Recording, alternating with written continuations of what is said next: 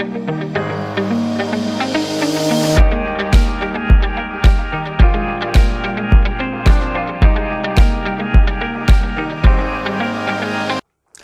Friends, welcome to मंजिल।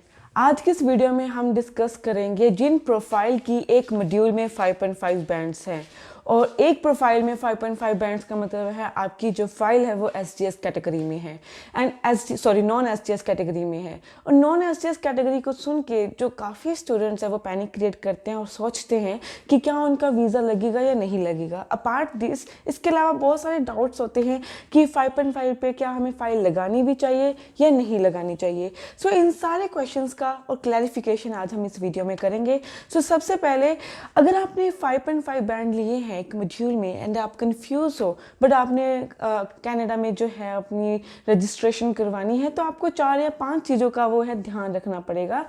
अगर हम एजेंट्स की बात करें, वो कहेंगे आपके 5.5 में जो है वो आपकी फ़ाइल लग जाएगी। होते हैं कि काफ़ी कैटेगरीज ऐसे होती हैं जिसमें आपके 5.5 में जो है वो लग जाती है, एंड कई बार ऐसा भी होता है कि आपकी रिजेक्शन आ जाती है। और बिलीव मी कि जो सक्सेस रेट है 5.5 का, वो एज़ कंपैरिजन टू 6 बैंड जो है कम है।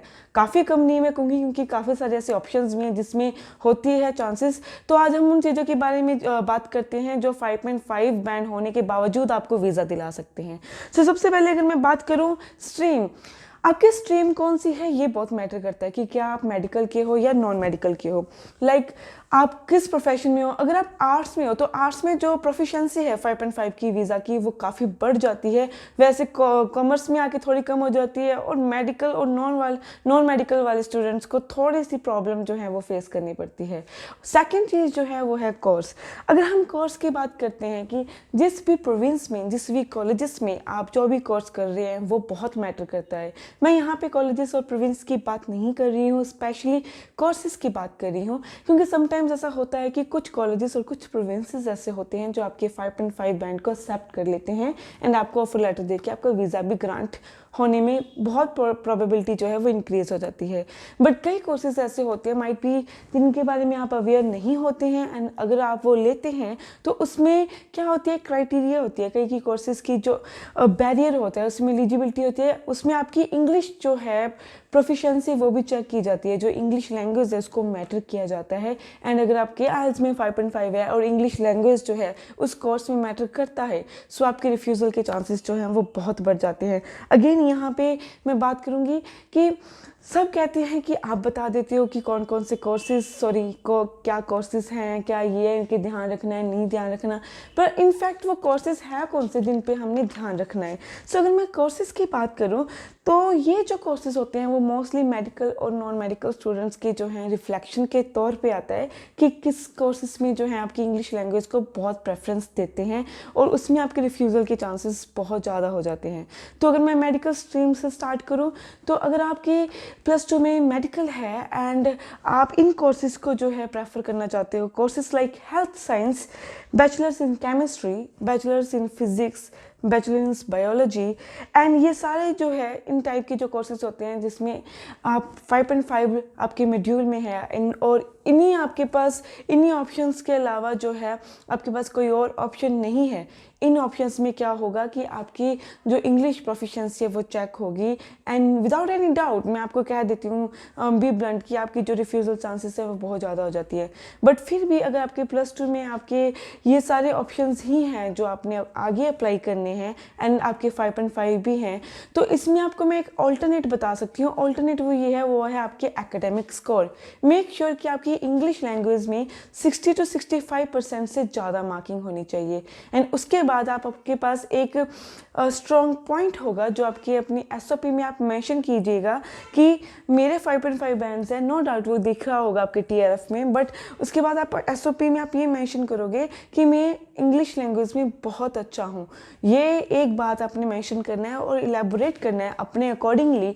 एंड सेकंड जो चीज़ आपने SOP में मेंशन करनी है वो ये मेंशन करनी है कि मेरी जो प्रीवियस क्वालिफिकेशन थी, चाहे वो आपकी +2 है या फिर ग्रेजुएशन है या पोस्ट ग्रेजुएशन है, वो आपकी इंग्लिश मीडियम में हुई है, and so that you can very well understand reading, how you can read English, how you can listen and how you can speak. So ये बात आपने इस तरह से साउंड करवानी है अपने SOP में कि उनको लगे कि ठीक है आपके 5.5 बैंड बैंड है बट आप उनकी कोर्सेज के लिए एलिजिबल हो। इससे क्या होता है, इससे आपकी जो है 5.5 बैंड जो है आपकी वीज़ा जब आपके लगने जाता है 5.5 बैंड एक मॉड्यूल में जो उसका अफेक्ट होता है वो बहुत कम हो जाता है और आपके वीज़ा के चांसेस बहुत ज़्यादा हाई हो जाते हैं। सिमिलरली जो नॉन मेडिकल वाले स्टूडेंट्स हैं उनके लिए भी यही प्रेफरेंसेस हैं। अगर आप इंजीनियरिंग के लिए जा रहे हो, डिग्री के लिए जा रहे हो, तो इन बातों का ध्यान रखना कि अगर आप जा रहे हो एंड स्टिल आपके 5.5 बैंड्स हैं तो आप ये जो सेम सिनेरियो है वो नॉन मेडिकल के लिए भी आप कर सकते हैं। और उसके बाद अगर मैं जाते जाते बात करूं कि एक तो हो गया हमारा ये कि आप एसओपी में ये मेंशन कर सकते हो। दूसरा जो ऑल्टरनेट ये है कि आप प्रोविंस चूज़ कीजिए लैंड को छोड़ के। इन शॉर्ट जो मैं आपको कहना चाहती हूँ कि मोस्ट ऑफ द स्टूडेंट की जो प्रेफरेंस होती है, आपको भी मालूम होगी कि ओंटारियो, टोरंटो, बीसी, यही सारे उनके प्रेफरेंसेस होते हैं। एंड अगर इन प्रेफरेंसेस आपके प्रेफरेंसेस में आप अप्लाई करते हैं 5.5 बैंड के साथ, तो क्या होता है कि बहुत सारे स्टूडेंट्स जो हैं वो इसमें ऑलरेडी जो है अपनी वीज़ाज लगाते हैं, अपनी फाइल लगाते हैं। तो अगर गवर्नमेंट के पास इतनी फाइल्स में से अगर उनको 5-6 फाइल्स रिजेक्ट भी करनी पड़ जाती है तो उनको कोई भी नुकसान नहीं होता। एंड मेक श्योर कि वो आपका रिजेक्शंस जो हैं वो बिना डबल थॉट के वो आपको कर देंगे रिजेक्ट। इससे अच्छा है कि आप उन प्रोविंसेस पे कीजिए जिसको गवर्नमेंट खुद जो है प्रमोट करती है। प्रमोट इन द सेंस वो कैसे प्रमोट करती है, वो पीआर पॉलिसीज जिस भी प्रोविंस की आपको बतानी शुरू कर देती है उनका डायरेक्टली मीनिंग उस प्रोविंस को प्रमोट करना ही होता है। लाइक पीछे से क्यूबिक प्रमोट किया था, मैनीटोबा है हमारे पास, सस्कैचुअन है। सो यहाँ पे जो है पीआर जो पॉलिसीज वो अनाउंस करती है कि यहाँ पे आपको पीआर जो है आपको ईजी मिलेगी। उसका ऑल्टरनेटिव मीनिंग यही होता है कि वो आपको जो है वो खुद बुला रही है वहाँ पे पढ़ने के लिए।